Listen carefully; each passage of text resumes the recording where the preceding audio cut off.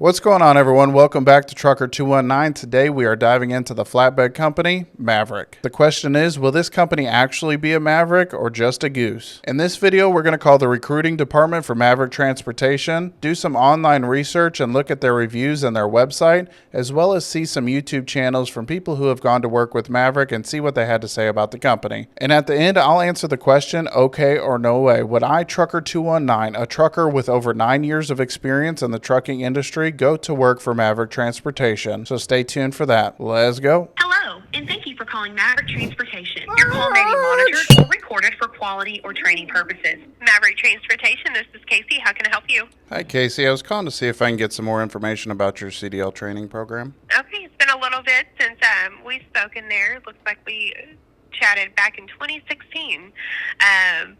It's been a little bit. Well, tell me a little bit about kind of what you've been doing. Are you just now looking to get your CDL? It looks like you were in class when Lynn came to school back in 2016. Yeah, I've been a CDL driver for quite some time, but now I run a YouTube channel actually trying to dive into companies and see what they're all about and try to advise drivers on based off of what, different companies are offering. So that's what I'm doing today. I gotcha. Well, so what kind of questions do you have for me? Well, I'll try to help you out. I've seen online that you guys offer a CDL training or apprenticeship program. I'm curious to see what that looks like as far as pay, how much time that takes, any sort of contract. Yeah, so we do have a sponsorship program. We are hiring out of certain states for this program. I would have them coming down to Maverick Driving Academy, and they would work with our training team to obtain their CDL through that program, and then from there they would get their job offer, start procurement training, and then go out with a trainer for about 3 weeks before they are allowed to go solo. Now, there is a tuition agreement with this program. It is cost of about $8,000, and so I say about because if you coming to our program with your permit, or we're even offering a virtual program, that would allow a $420 deduction right off the bat because we didn't have to put you up in lodging or breakfast and lunch during that first week. Okay. But $8,000, they'll pay $60 per week for 70 weeks, totaling out to be $4,200, and then Maverick will actually help reduce their debt. So we will forgive $40 a week for about 16 months. That will total out to be $2,800. Now, once that final $60 payment is made, Maverick will forgive that remaining $1,000.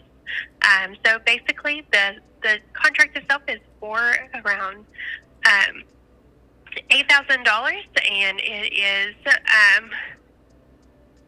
70 weeks, so that's probably approximately like 16 months there to continue working with Maverick. Now, if they decide to leave at any point, we're not doing a non-compete. We just set up a payment plan to help pay back that loan. So for the first couple of months there, you're paying $40 or $60 a week towards that $8,000?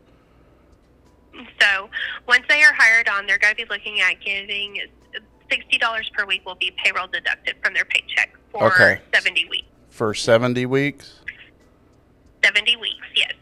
And that's going to total out to be $4,200. Okay, $4,200. And then you said... As they work with Maverick, we actually forgive their debt at $40 per week for those 70 weeks. And that is going to total out to be $2,800. Now, once they make that final $60 payment,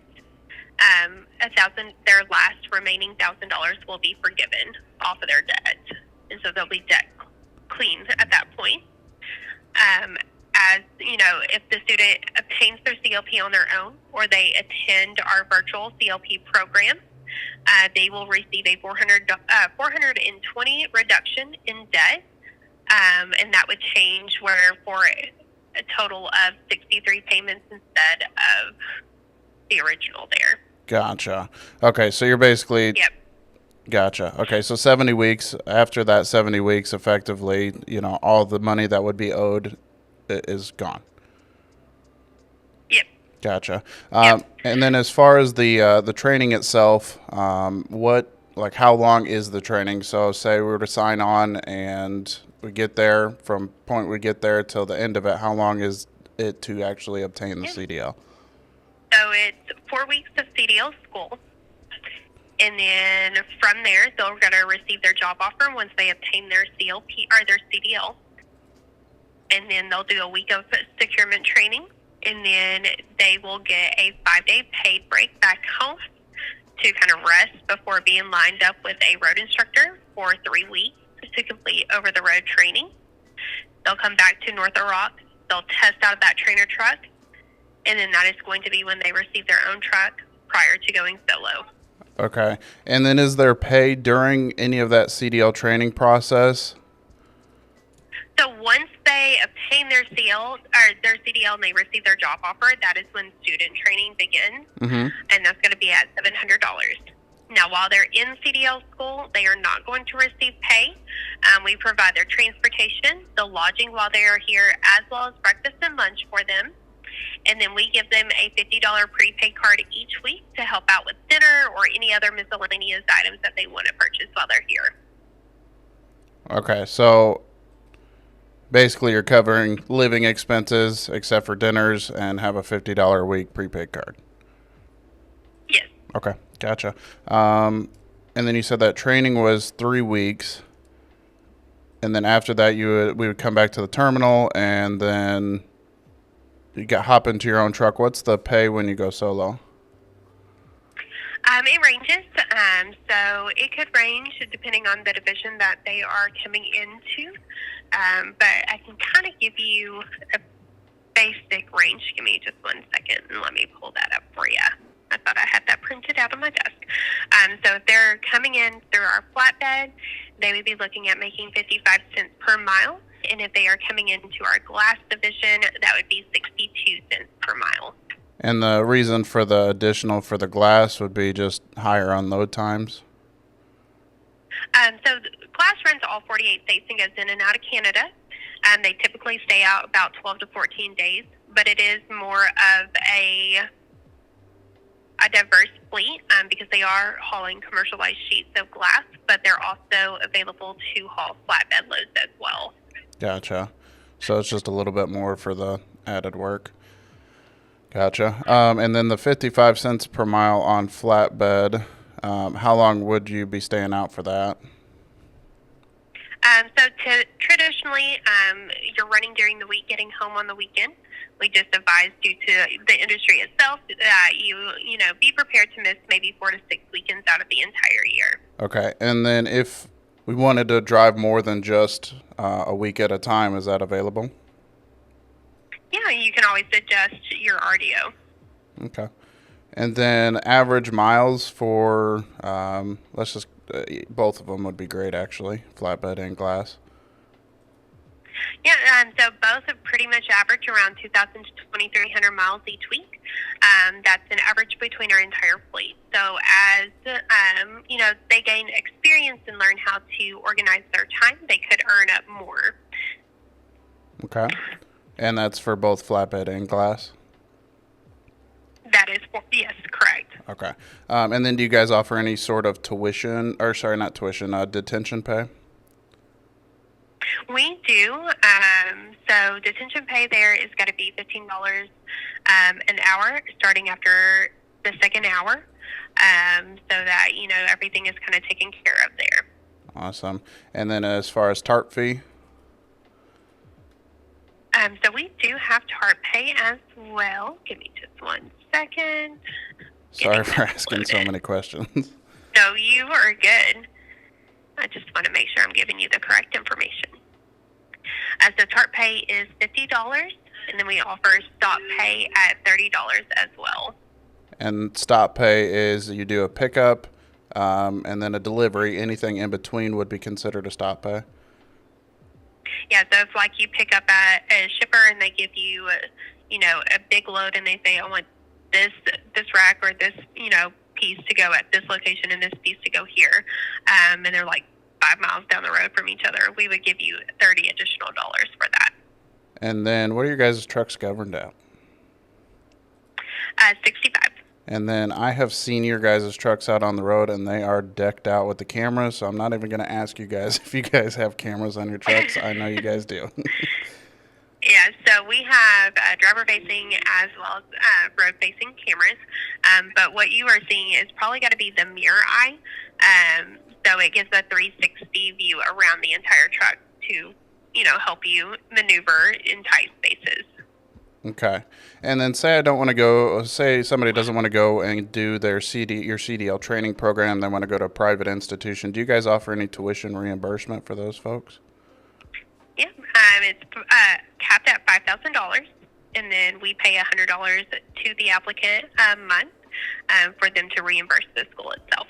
And then last question, and this one is a new one from my subscriber base. Do you guys offer anything for veterans? So we do have a veteran program. They can get like a little sticker on the truck to notate that they have served in the military. I don't think we have any other, different programs for that, though. Okay, I do believe that's all the questions I have, so I appreciate your time. Yeah, no problem. If you have any other questions, don't hesitate to give a call back. Hey, thank you so much. Thanks. Bye. Bye.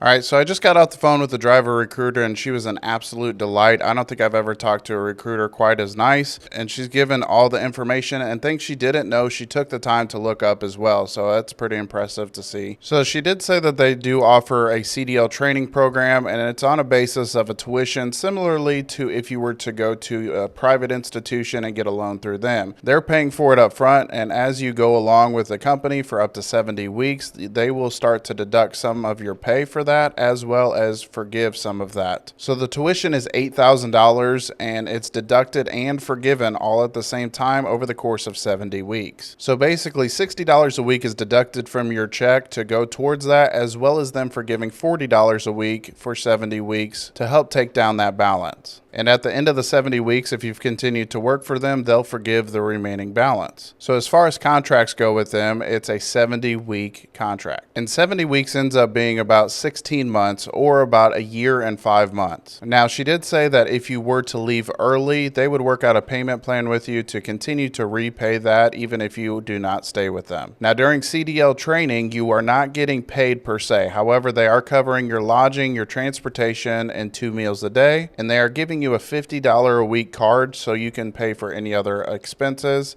Now, $50 a week isn't much. You're basically only going to be able to get some McDonald's food off of that. So if you don't want to spend your $50 on food, I would make sure you grub up on lunchtime. So it takes about 5 weeks to get through their CDL training program. The first 4 weeks are going to be your regular training to get your CDL, and then 1 week of securement training. And after that, they're going to send you home for 5 days to relax and take a breath from all the work you just put in. After those 5 days home, you'll come back to the terminal and get linked up with a trainer and go out for an additional 3 weeks of on-the-road training. And during that time, you're going to get paid $700 a week. From there, you'll come back to a terminal and get into your own truck and be able to go solo. The pay once you go solo is 55 cents per mile with home time every week. And she did say to expect to not be able to go home 4 to 6 weekends out of the year. Now, most companies will advertise your home every weekend without question, and then it ends up not being true. So I appreciate that she said that you can expect to be out every so often on the weekend. And she said the average weekly miles is between 2,000 and 2,300 miles a week, again at that rate of 55 cents per mile. So we're going to go ahead and flip over to the calculator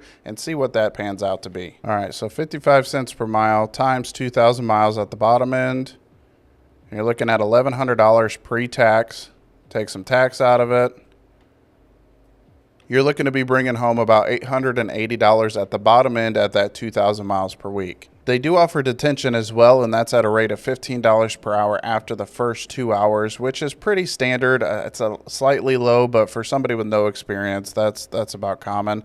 TARP pay is $50 to TARP, and stop pay is $30 for any stop over a pickup and a delivery. And the trucks are governed at 65 miles per hour. Now the rate to haul glass is a little bit more at 62 cents per mile, but you're also having to go up into Canada and having to stay out on the road a little bit longer at 12 to 14 days out. So if you're comfortable staying out 12 to 14 days, glass might be something that you want to look into. And for the sake of figuring, we'll go ahead and run the numbers on that as well. So 62 cents per mile times 2,000 miles a week at the low end there, it's $12.40 before tax. And if you take 20% out for taxes, $12.40 minus $248 for taxes, you're going to walk home with $992. So let's go ahead and take a look at their website to see if what the recruiter was saying is matching up with what they're advertising online. All right, so we're over here on Maverick's website. We're going to look and see what their CDL training is over here on their website. Okay, so they got a pay and benefits of CDL flatbed division. Looks like starting pay for regional and over the road is 55 cents, and that's what the recruiter was saying. So it's showing $700 for the training program for the pre-employment evaluation, travel, lodging, breakfast, and lunch provided.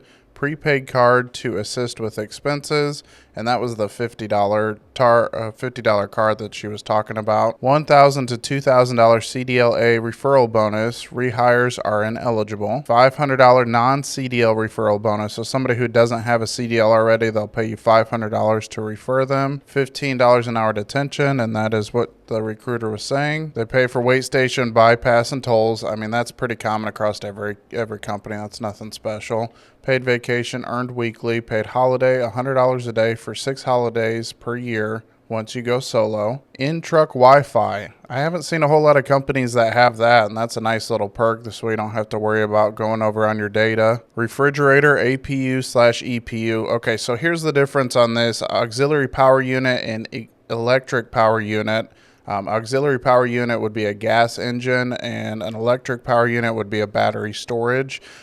So I've had some trucks with an EPU that don't perform very well, and then other trucks that perform fine. As long as it'll get you up to like 12 hours worth of power in your truck when the truck is off, that's what you're looking for right there. So APU and EPU, those are the differences. They have a location to hang a flat screen television. Okay, pay increases up to 5 years. So it says there's pay for a performance bonus program up to 6 cents per mile bonus. Now, what is a performance bonus? Well, it kind of just depends on the company. Most will give you a little bit of a bonus for safe miles, as well as your fuel economy be within a certain range. So it means you're not speeding like crazy. But governed at 65 miles per hour, I don't think that should be an issue. Got $50 for TARP pay, passenger authorization program, so you can have a passenger on the truck, affordable industry-leading health and dental, 401k, $30,000 life insurance program, free. Okay, so they'll pay for up to a $30,000 life insurance program free, and per diem. So per diem is one of those weird things that not a whole lot of people understand. And a lot of people will say it's just extra money. That's not the case. Per diem is a section of your income that is tax-free. And the last company that I worked for gave $50 a day per diem, which that means $50 of my income is going to be tax-free income. That doesn't mean you're getting an extra $50 on your paycheck for per diem. It means $50 of what you've earned is tax-free. So that's the difference there. But overall, it looks like everything on this pay and benefits is exactly what they were saying on the recruiter phone call. Okay, so this is saying they have over 16,000 trucks on the road. Drivers represent over 20 states, over 3 million safe miles each year, and 40% of the drivers have 4 or more years of experience. Okay, so almost half of their drivers have some experience, meaning that they're not coming on fresh, which is good. It's nice to have a decent balance between new drivers and experienced drivers, especially for a training company like this. You know, you're not going to get somebody who's just got 6 months of experience training somebody who has 0 months of experience. Now, this equipment tab is something that I'm interested in just because I know how unique that Maverick trucks are. Okay, so it says best in class interiors with mirror camera technology, driver portal software, business intelligent dashboards, smart trailer technology, and traffic and driver monitoring systems. Okay, so here's a quick look inside of the truck on their website here. They do have cameras on the outside, as you see right here. These are cameras which translate to the mirrors. Okay, so what these are looking at is showing what the mirrors are seeing here, mirror camera technology. And as you see inside of the cab, there's not only the outside mirrors here, but you have the camera mirrors as well. And I know it's kind of hard to see here, but you got cameras facing the driver. This is a pre-pass / toll payment thing. When you go past a weight station, there are transponders that hang over top of the roadway. The first one you go under will send the weight station information about the truck and trucking company. And then the second one you go over will return a signal and let you know whether you can bypass the scale or if you have to go into it via a red light or a green light and a tone. A lot of companies have that though, so that's not really anything special. But as you could tell, they have a ton of technology in their trucks. There's a little sensor here on the truck. I don't know if you can tell. Right there, right above the license plate, there's a sensor that detects stop traffic and it'll slow down the truck for you. And when we talked to the recruiter, she did say that there was a camera that does a 360 around the entire truck. So as far as cameras, I don't think there's anybody that does more on their trucks than what Maverick does. It's pretty intense on they're making sure they know everything that's going on around that vehicle. All right, so we're going to take a look at a video on YouTube from a guy that's given a little bit of a truck tour to just see that technology a little bit more clear. And this video is coming from the YouTube channel Zavier Mapp, Zaybo Trucking. They put me in a new truck, man. It's a rookie, man. Look at that bad thing right there, man. That digital dash. This thing right here, it'll pop up and tell you how close you is to a vehicle. And then, you know, it'll tell you how many distance it is. And it's cool, bro. It's a digital dash truck. It's my first time seeing a digital dash truck like this. Then it's low mileage, bro. Then I got the Sire XM radio, bro. Man, I'll be tuning in. I'll be listening to all the sports, everything. Music-wise, everything. Then I got the mirror eye system, bro. This thing is amazing, bro. Straight amazing. Man, it helped me with my lane changes.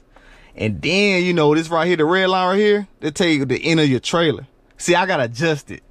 And the orange line tell you 40 feet back, and the green one's supposed to tell you 80 feet back.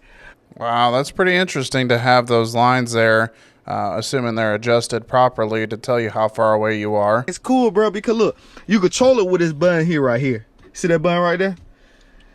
And then it got, you know, I was saying about the night vision part. You see that right there? Right now it's a night vision right there. You see that, the moon right there? See that moon? That night. Remember I was showing y'all on that night vision thing, man? That's what I mean. Right now it's on day. Now that's night vision. That's day and night vision, bro. That is so cool, bro. It helped me. Okay, so that's a good way to make sure it's not blaring super bright in your face, and as well as increasing the brightness to where you could see a little bit better, you know, as you're backing up. When I need to get over at night. I mean, if you can see the difference over here, this is his mirror, and comparatively to this, I mean, you could see how much brighter it is. It would definitely be helpful to have that trying to back up into a tight spot in the middle of the night. Like in the busy traffic, I can see so clear. Yeah, look at that bad thing right there. You can move it. You also got the other side too. We do the same thing. Yeah. All right, so I'm curious as to what this is right here. It looks like this is the step on the passenger side. A lot of trucks will have that, and I've actually never personally used that mirror because I found it quite pointless.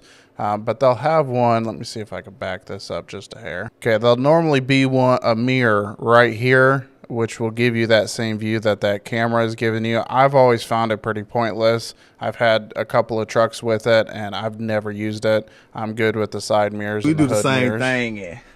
But yeah, that's the position that one's in right there. And then you can see on the dash here, you got your tolls, and then you got your pre-pass. And then I'm guessing this is the camera for the inside of the truck, and then behind this is the camera for the outside of the truck. Look. You see that right there? That's that blind spot. You also got a third one right here, man. This is a third one. Look at that. Third screen. Right. It tell you, you know, look, sometimes you can't see that blind spot. This right here, it helps, man. You know, it helped me. Yeah, you should be able to see all that in this hood mirror. And honestly, I don't know how I would feel about having all this stuff going on inside of the truck. I mean, that's taking up a lot of real estate. I mean, these ones aren't too bad. The ones over here, they're not too bad because they're on that pillar there. But all this junk in the middle of the screen, I mean, between Between that and his phone mount being right here, look at how little a distance that is. Now, generally, you don't need to be looking all the way over this way. You need to be looking out front of the truck. But still, I've never enjoyed having that much stuff cluttering up my dash to where it's impeding my vision. But I guess this is a positive thing, and it kind of all depends on you.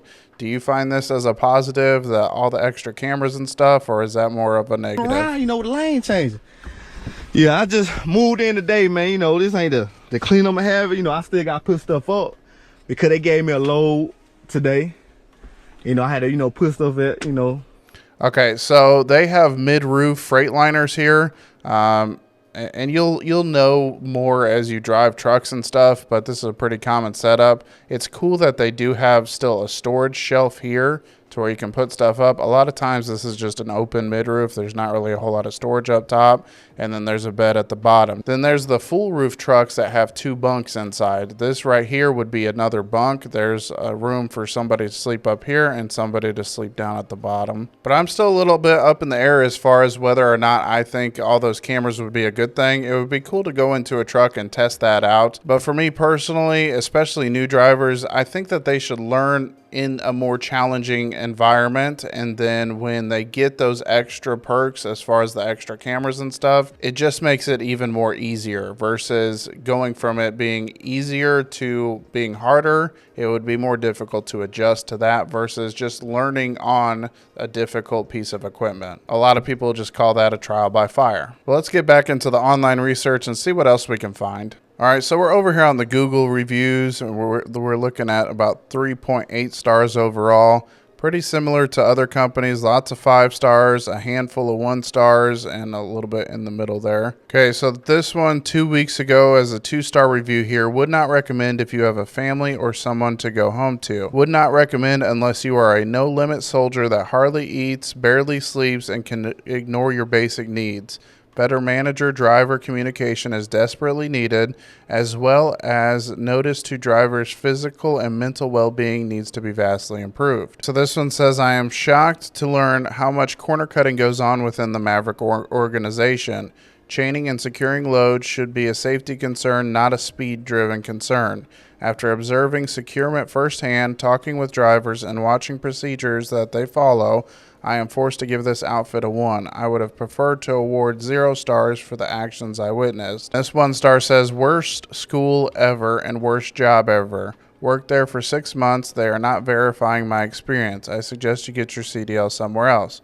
Ryan was very rude, unprofessional fleet manager, never helpful at all. Okay, we got a 5-star review here. It says it's a great place to work. I wish I still worked there. Best trucking company in the world. Okay, so it looks like a lot of these 1-star reviews are from the public complaining about the drivers out on the road. All right, so we got some mixed reviews on Google, several 1 stars from the public complaining about the drivers, a few bad ones from people that have worked for the company, and some great ones that have worked for the company. But I'm going to take a look at a different spot, maybe to try to get a better understanding of it, and we're going to go to Indeed reviews, and this is generally people who have actually worked for the company and can report back on it versus a broad range of people. Anybody can make a Google review about any company. So I want to try this out. Let me know what you guys think about looking at the Indeed reviews as well as the Google reviews. Okay, over here, Maverick Transportation has an overall 3.8 out of 447 reviews. The majority of them are 5 and 4-star reviews, with a handful being 3 or less. First person, September 8th, 2025, just a couple of days ago. This is a good, solid company. Excellent culture with opportunities to advance your experience in the industry. Pay is decent, work is hard and dirty, but if you do your job, they will leave you alone for the most part. Okay, this 3-star review says it was a decent place to get experience. When it came time for a change, I gave a notice and they took the truck back where they asked. Maverick listed me as a do not rehire on my driver report, which other employees always ask about. That is definitely really weird. I'm wondering if it has to do with them leaving out early off of a contract. Maybe that might be a reason, but either way, I don't think it's very right to hinder somebody else's career just because you had a bad experience with them, unless they were a dangerous driver or something. This one says, good place to start and to finish if you just want a good solid job. A company that cares, but there is a ceiling on salary. Pay is in the middle of the road and home time is about the same. Okay, so this one is another 5-star from July. Great place to get your training or stay long term. Plenty of work available if you keep at it and get experience. Above average pay and never been denied time off. Okay, so that one was a really good one. Let's see if we can find some ones and see what they have to say. All right, so we filtered out for the lowest reviews. This one says, they expect too much from you. Found myself doing 16-hour days and doing the ELD crawl to park in the Home Depot parking lot. Pathetic management and $600 weekly to $1,000 for you to kill yourself. Never again. Okay, so this one's actually from a fleet manager over there out of Portage, Indiana. If you were asked to relocate, do not. They may suddenly decide to let you go after you've already moved across the country and spent $10,000. Do not work here, do not work here, do not work here. Okay, so this one is from a driver out of Birmingham. Somewhat good place to work until you get sick. If you work here, don't get sick or take personal leave. You have to go do a fit for duty with no pay. Okay, so out of the recent reviews, though, there's a lot of 5-star reviews, 4-star reviews. Solid company. Here's that one that we already read for a waste of time. Good starter company, good starter company, good place to work to get your CDL. Good place to work. Yeah, a lot of these newer ones all the way back to January of this year are 4- and 5-star reviews. All right, so between Google and Indeed reviews, it's still quite a mixed bag, but I think more so recently on the Indeed reviews, it's a lot better, and you don't have the public coming in and making complaints about the drivers, bringing down those reviews. These are all from people who have worked for the company. So I think I might start doing more Indeed reviews to look at versus doing the Google reviews. So let's see if we can find some people on YouTube sharing their experience as well. All right, so this first video we're going to look at is coming from the YouTube channel Mamabeartrucking, and we're going to see what she has to say about Maverick transportation. I'm at the North Little Rock terminal, and this is how that terminal looks. It's very nice, y'all. I'm always bragging on my company because, of course, I think it's top notch. I remember that phase. I remember this phase right here when I first started, y'all, 4 years ago. This right here, securement class. This is you have to be in this particular class that you're looking at right now. You have to be in this class for a week. And then after this class here, you pass this class, then you go on the road for, I think, 3 to 4 weeks or until your trainer think you're ready and you get into a truck. Like, that's a regular truck. If you're not a trainer, you're going to get a truck like that. But the trainers have these here, the condos. Hold on, that's one of my trucks. A condo. And you get in that and you leave with your trainer until your trainer let Maverick know that you guys are ready to that you were ready to be on your own. And hey, I will tell you guys, when you do get in the trainer's truck, bug that trainer for all of his knowledge, his or her knowledge, because they have female and male trainers. Bug them, make sure, and like, I would advise y'all to do most of the work, and I'm just being honest. Don't get in the truck thinking they just want me to do their work for them. Don't do that, because it's going to benefit you, because they know what they're doing. They know how to do that job. They're there to train you. Bug them about backing up, because that's one of the biggest things as a truck driver that we do, and that's what I think, to me, was one of the scariest things, is learning how to back up. So try to back up, drive as much as you can, back up as much as you can. So it looks like here they have step decks as well as regular flatbeds. These ones that are sitting a little lower are step decks, where the front end is a little bit higher, then it drops down and then comes out here. And these ones are your regular flatbeds. And the reason for step decks is to where you can fit a little bit taller loads without being over height. When you get out here on your own, you're going to do things, whatever your trainer told you to do or taught you to do, you are going to have routines and do things on your own, because you're going to think that, okay, I have a better way of doing it. This is what works best for me. So you're going to get your own way of doing things. But so yeah, take advantage of those trainers, because y'all, when y'all get out here on your own, it is going to be hard. It's going to be nerve-wracking. You're going to be nervous. But like I stated once before in one of my previous videos, you guys are going to be okay. Just take your time. Definitely, if you're going through training, take your trainer's advice, listen to them. And I know, especially for me, even when I started out, I had this a little bit of an ego about myself that I already know what I'm doing. He's not going to be able to teach me anything. And I had to check that really quick, because they do know more than what you know in the industry, and even if they don't have much more experience than what you have, they have some more. And I've heard it said before in multiple different settings that the day you stop learning is the day you should hang up your keys. So there's always something new to learn out here on the road, and even if you can find a better way to do it, just listen to what your trainer's saying, follow them, and then when you get on your own, figure out your own way to do it, as long as you're staying safe. Yeah, I thank God that I had I chose this trucking company and this trucking school to go to, because I have had so many more good times and experiences than I have had bad, so, and I'm not just saying that, y'all. I've been a trucker for 4 years. This is the only company that I have worked for. I have not went anywhere. And when I see something good, I mean, it was no reason for me to leave Maverick.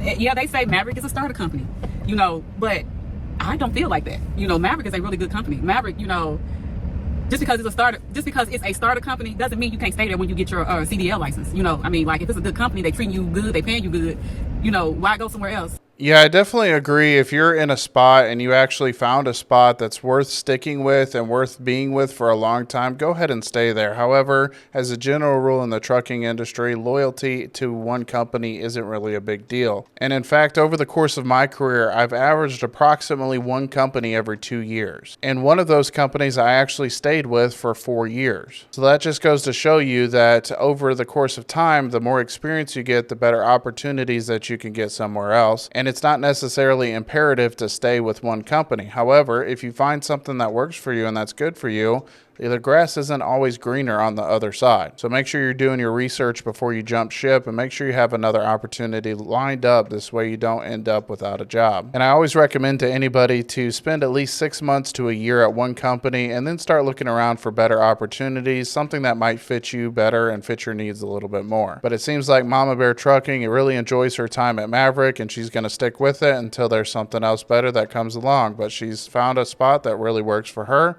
and that's awesome. All right, so we're going to take a look at another driver who's no longer with Maverick, giving his experience about Maverick transportation. And this one's coming from the YouTube channel Roadrunner J. First off, I'm going to start with the bad fleet manager that I last ended up with there at Maverick Transportation.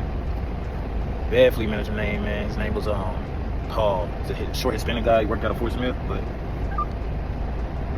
I had a terrible time being with him, man. He just poor communication, very poor communication, man. Kept me in a blind a lot, in the dark, like where I was going next. And like, granted, all the other fleet managers that I've had at Maverick were pretty cool and pretty good about communicating, like where I'm going next and planning my loads ahead and stuff like that. But he seemed as if he was new to all this, man, and he wasn't very good at it. Now that I'm starting to see other people are telling me about this same guy, a couple other people that work in Maverick, how bad of a fleet manager he is. Maybe a good person, but I don't know, he's just not that good at what he does at Maverick. But I don't want to spend too much time on him, man. But overall, he's just a bad fleet manager. That was the only bad one that I had at Maverick. Your experiences may not be like mine. I hope they're not, but I hope it's better. 3 to 4 weeks I was on probation at Maverick Transportation for an accumulation of being late for delivering loads within my whole overall time being at Maverick. So I had been at Maverick like a year and 3 to 4 months, year 3 months, year 4 months, something like that. And I was on probation. This guy had put me on probation, the same fleet manager. What I think it was, that accumulation of me being late, was when I first started with Maverick. I was late delivering loads because I was fairly new to the Eastern Standard Time, switching time zones basically from Central Time to Eastern Standard Time. So I was new to that. So generally, when you switch to Eastern Time Zone from Central Time Zone, you lose an hour. And I'm the type of person that I already lose an hour. So I take my 10-hour break. Once I park, I'm down to 9 hours. It takes me about an hour and a half to eat and shower. Waiting in line for a shower and all of that. That's about an hour and a half. So you're down about 7.5 hours, something like that. And gotta sleep. Gotta get your sleep. So I usually get about 6-7 hours of sleep on my 10-hour breaks. Do the stuff like that.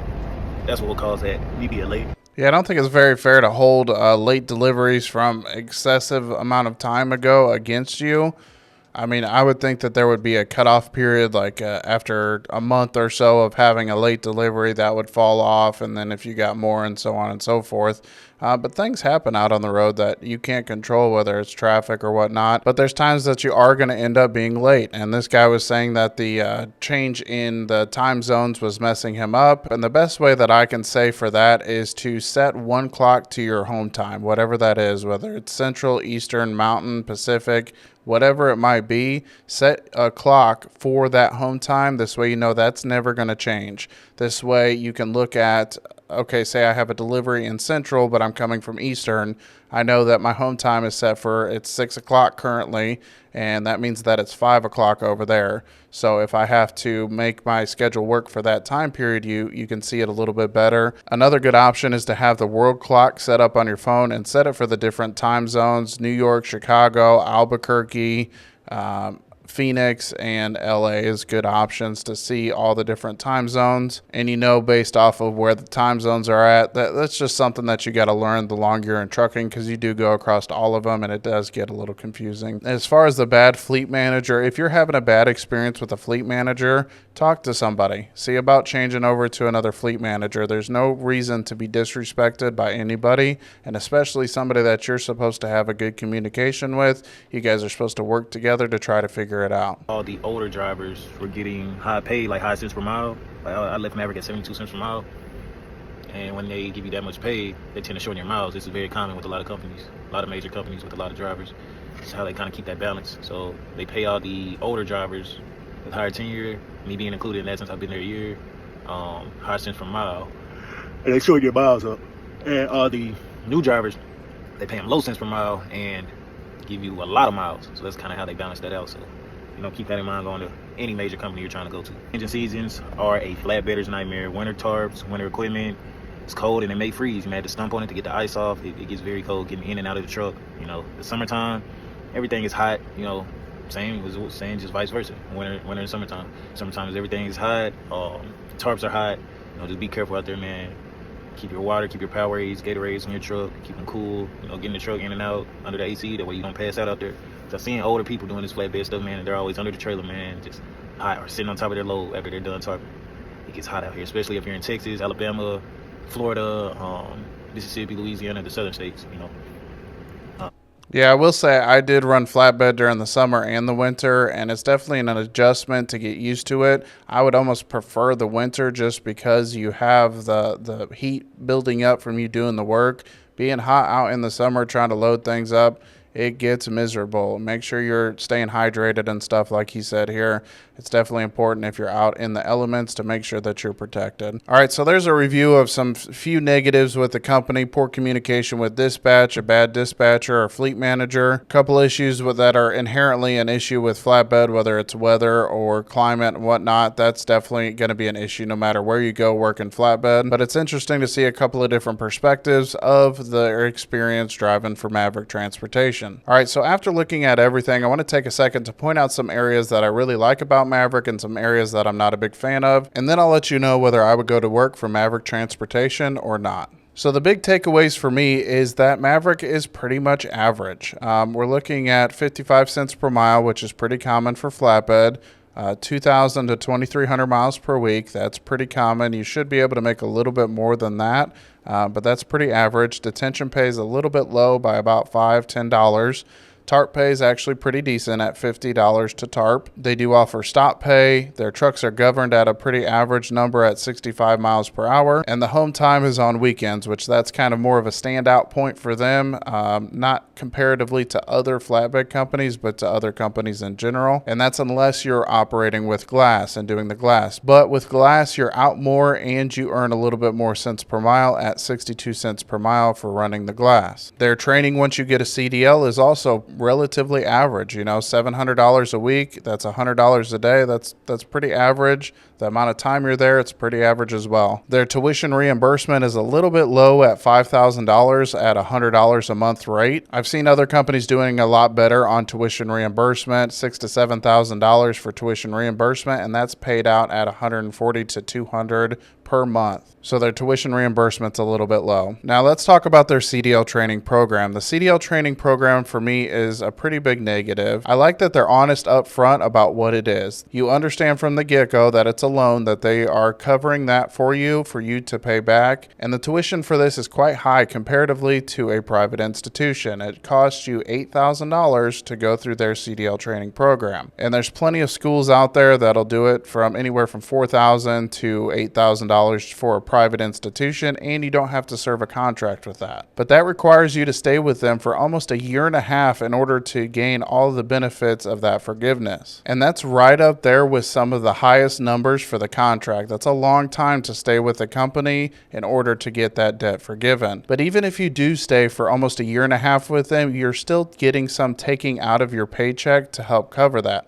So it's not completely covered by Maverick Transportation. You're also having to contribute to that as well. Now, don't get me wrong, if you're going to a CDL school or something like that, you're going to have to cover it. But a lot of companies, even Maverick, offers a tuition reimbursement of up to $5,000. So I'd say if you're looking to get your CDL through a company, I would not go through Maverick to do that. So to the question, okay or no way, would iTrucker219 go to work for Maverick Transportation? And I got to be honest with you guys, no, I wouldn't. Now, I'm not saying that they're the worst company ever and they don't have their place in the market. I would not go to work for them, though, for a multitude of reasons. And the big reason is they're not offering anything special. There's nothing special about them. Even after you have your CDL and you've gone through training and you're a solo driver, they're just average. And when comparing prices for going to a private institution versus going through Maverick's CDL training program, it's just not equitable for you to go through their CDL training program when you can get just as good of a deal going through a private institution, if not a lot better. And on top of that, you're not tied down to a company for using them for your CDL. Their contract of almost a year and a half is absolutely outrageous. And that's not even a full free and clear contract. You still have to contribute money on top of that in order to cover those expenses. So if you're going to have to cover the money anyway, why not go through a private institution and not be tied down to a company? And I'm really not a big fan of having all those cameras around, paying attention to every little thing going on.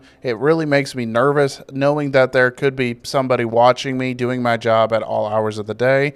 It's definitely an anxiety thing for me, and I'm not interested in being a part of a company that wants to monitor a driver that deeply. So for all those reasons, I can't say that I would honestly go to work for this company. I will say on a positive note for Maverick, this is one of the nicest recruiters I've ever talked to, and I've done a deep dive on almost 10 companies so far. She was kind, nice, and honest, and she was completely respectful even after I had divulged that I am a YouTuber looking to do research on the company. But let me know down in the comments what you think. Would you go work for Maverick based off of this information? And I got one more company to do a deep dive on, and that's Melton Transportation. Then I'll have 5 flatbed companies that I can do a ranking video on. And we'll see where Maverick lines up in the ranking amongst all the other flatbed companies that I've done a deep dive on so far. And if you want to see all the other companies I've done a deep dive on, click the playlist right here. And as always, don't forget to like, comment, and subscribe. All right, bye.